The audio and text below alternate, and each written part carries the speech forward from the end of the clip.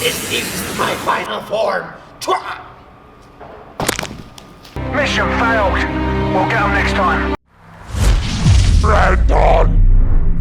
365, toute la journée dans la street. Tu fais ta moula tout en fou du reste. Shut up, you cunt! Wer ist the Monster Hunter Review? I knew it! You're just a lazy piece of Chinese.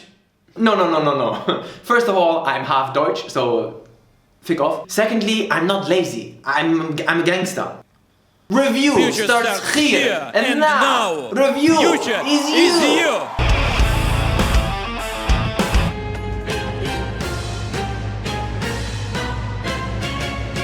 How can I say this?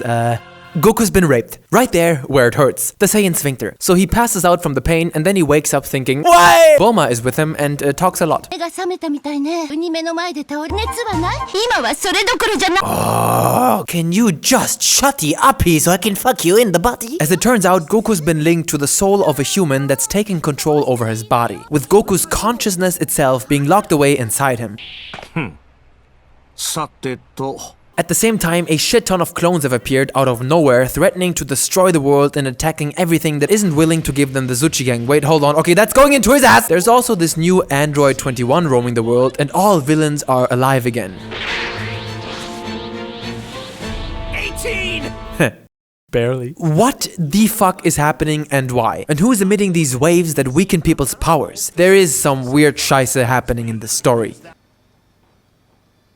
What's 15 plus 6? 21.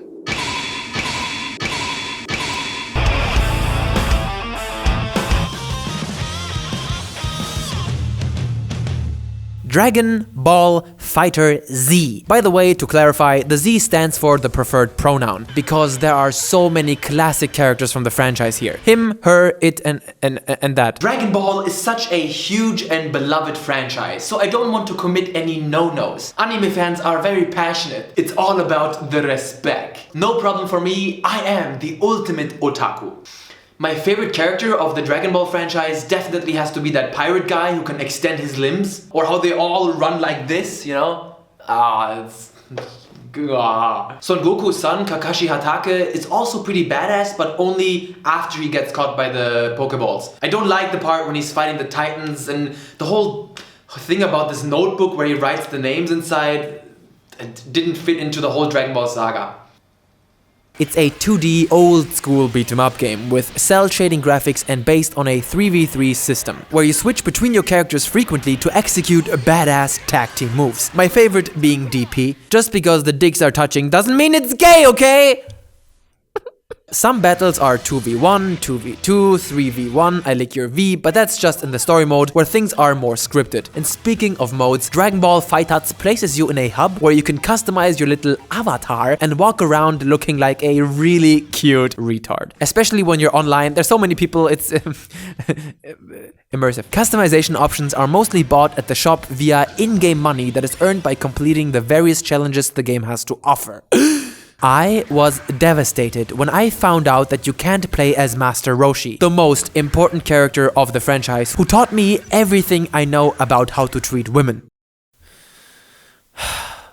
I'm single. But let's forget about this cosmetic gay shit for a while and focus on the meat of the game, cause that's all you care about. My meat. I'm not done yet. You got an extensive tutorial that teaches you the foundations and some cool combos. But let me be the one to save you some time and give you the basic rundown. At the core of every fighter are light, medium, heavy and blaster attacks. You also got a way to close the gap to your enemy and a sort of grab that ignores your opponent's blocks and slings them into the sky. Haya! Haza! Gedish! Bazam! Incompetent bolt for good! Getting hit and dishing it out both fill up your energy bar. We all know in Super Saiyan mode, hair gets white, eyes get blue and dick gets black. But also every character has unique special attacks that each cost 1 gauge? Gauge. And a super attack that costs 3 gauge. You here shall be destroyed! Obviously, there is more nuance to the system, for instance improved combos and team attacks.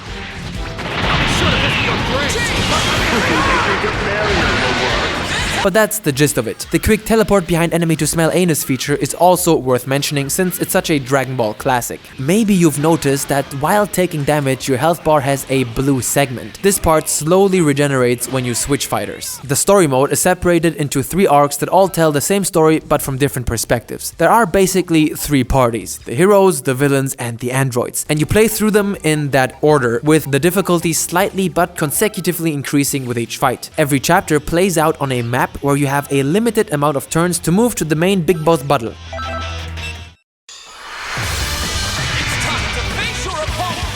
As you battle it out, your characters will increase in level, which improves their various statistics. You also have 3 item slots where you can equip some improvements such as more damage, more XP after fight, faster key charge, and a lot more. It's important to note that there is a somewhat strategic angle to this. Your fighters only regenerate parts of their health after a fight. If they all die, you'll have to restart the entire chapter. There's no way around it. This isn't your mom. I can't just put a trash bag over its head and have my way bang bang and anus. You have to cope. And you might struggle. So you'd be well advised to switch it up every once in a while and keep your favorites at good health. Optional missions also appear on the map screen where you can unlock more fighters to join your crew. Apart from the story mode, there's also the arcade mode. Fight through randomly generated enemy teams to win. Yes, you can also play online, but I won't be reviewing any online specific problems because they're so subject to patches and I want my review to last for eternity. Anyways, the people I meet online are my name is Jeff. Yeah. It's funny how the game turned out. First I didn't like it, but now I do. Guys, think about this for a second. The first impression was no bueno, pendejo. All I had in mind was, you want me to hate you? You want me to spank you? You want me to fuck you? And here's why. I just fucking love when games start out by forcing me to sign a contract. It's awesome. Yes, please, you own my ass, but be gentle when you fist it! Oh well, was can I do? I clicked on accept just to be overwhelmed again by a shit ton of pop-up messages like, hey, have you heard about Z capsules? You should buy some. Wow, surprise! You just won one. What's inside, Nibba? What's inside? Stop! Just stop! Please! Get some help. Can I just breathe for 1 fucking second without having your Japanese Bandai Namco dick shoved into my mouth? Jesus, give me 1 more coin and I will fist my own arse. So then I'm in the hub.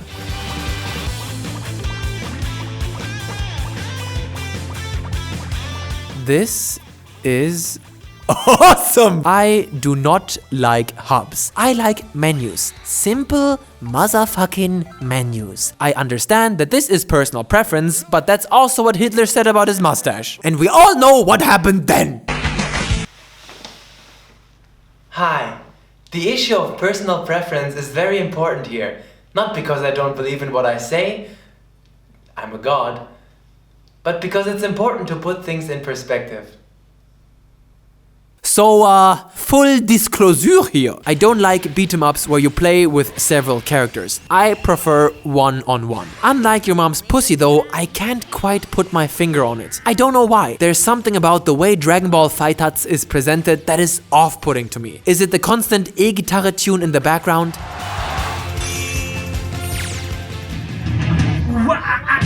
Is it the midgets? Who knows? But guys, I can put you at ease. Thank Allah I pushed through. Cause behind the fog of fic, there's an excellent fighting game waiting for you. Not without substantial shortcomings though. So let's go deeper. Sure, the game looks fantastic.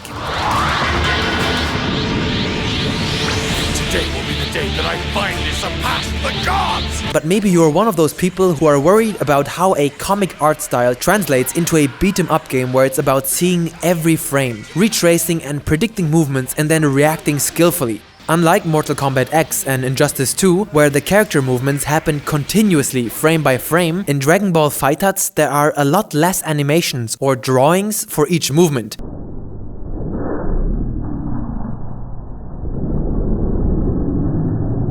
I hope you get my point. Well, I can for the most part reassure you. The action is very smooth and incredibly fast. It's all about reflexes, combining the right moves at the right time and never stopping the attacks. And damn does combat feel good. And damn does it feel powerful. And damn does it look epic. And damn...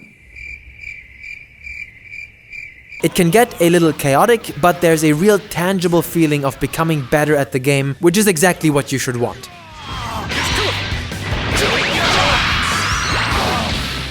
Although I gotta say that like in past Dragon Ball fighting games, I still think that characters remain overall slightly too similar. I understand that almost every character having a Kamehameha as a special attack is lore related, but it does bother the gamer in me. I felt that transitioning from one character to the other is too easy due to their button inputs for attack combos being nearly all the same, which doesn't mean that they don't all feel amazing and that there's not plenty of room for experimentation. There is. This was probably intentional since you're usually fighting with 3 characters and having to master 3 vastly unique fighters would be too demanding. But this leads me back to my former complaint. Why didn't you just make it a 1v1 game? It would have allowed for more unique combos and characters. Anton, I usually don't disagree with you, but this time you can take your channel and fix it. Calm down. If you take a look at your keyboard, please smash your head into it, you louder. I'm not denying that there is stuff in this game that makes me go 9. I'm not denying that. But the more I played it, the more it grew on me. Even the hub area isn't that bad actually. But now, let's talk about the story mode. First of all, why is the entire first arc filled with tutorials that explain the same thing a million times? Before I started the campaign, I did the separated tutorial just to do the whole damn thing again? Well, that made my poo-poo come out. But on the other hand, the game does a fantastic job of introducing new players to the mechanics. If you're overwhelmed by what you see, don't worry. They will hold your hand for a long time. The first 10 hours are ridiculously easy, almost to a fault. I died only once, and that was at the last boss in the last story arc. This is not a therapy session. I need a fucking challenge.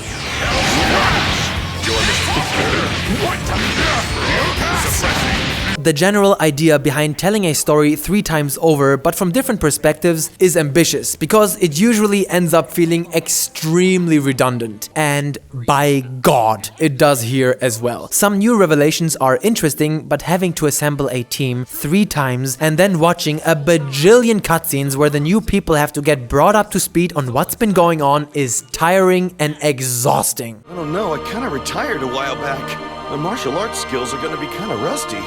Are you sure you even want me to fight? Come on, you're Yamcha! Of course not! It all drags on for way too long. Add to that almost all the fights except the boss fights are against endless waves of clones. At times you're even facing the ones you just beat again twice or 3 times in a row. That's just no. Secondly, no. Additionally, it boggles my dong why there's a limited amount of turns for each chapter. What's the point of that? I never came close to that number dropping to 0. It's a waste of time, a fake threat. In open world games, I want plenty of things to do. In fighting games, I just want to fight, man. Come on, man. No bullshit, man. So I don't understand why it was necessary to add this item and leveling feature. Can we just skip this nonsense and get to the action? It's all useless and uninteresting crap to distract you. The story itself also seems to be the result of defecation. Why show me the story from 3 different viewpoints if the story is garbage? You have some nerve making me listen to this juvenile squabbling. It's literally like looking at a piece of shit from 3 angles. I mean, it's interesting, but it's still shit. I didn't even understand the premise. Goku is trapped inside himself, but he has control over his body. He just can't talk. Then he can talk again, but the sidekick tells you that you still can't fight, although you already had like 5 fights. So you, the player, is inside these characters controlling their bodies. They can choose to remove you, but then they don't have any powers. So then they let you back in control, but suddenly now they are control over their bodies, and now they can talk, and what the fuck is this bullshit? Just what? This is the dumbest thing I've ever seen. I'm very sorry. I grew up watching Dragon Ball, but doesn't it also piss you off how they endlessly recycle dead characters? How many times do you want to bring some of them back to life? Just let them die. Have some backbone. You're killing their fucking legacy. Just because a character is playable in the game doesn't mean he has to be in the story. How about you create something original, huh? How about that? The story is so lame, the conclusion is just what? It's so pulled out of the ass. And if you think I just didn't get it because I'm an idiot, then I think you're being rude because I am. Dragon Ball FighterZ is way longer than I expected. There's really plenty of content, depth and secrets to the fighting system. Even after over 18 hours played, I still find myself excited every day to step back into the action. Each story arc took about 5 hours to complete, and the arcade mode will offer a couple of more hours. But with fighting games in general, the lasting appeal always depends on your urge to compete with others. If you have that, then I don't see a bottom to this vagina. Exciting times we live in, aren't they? If I was working for IGN, I would shoot myself. But then I would feel obligated to be impartial. Then I would give this game like an 8. But because these hoes ain't loyal, for me, Dragon Ball FighterZ is a solid 7 out of 10. Cancer is like real estate. It's all about location, location, location. Now, solar flare!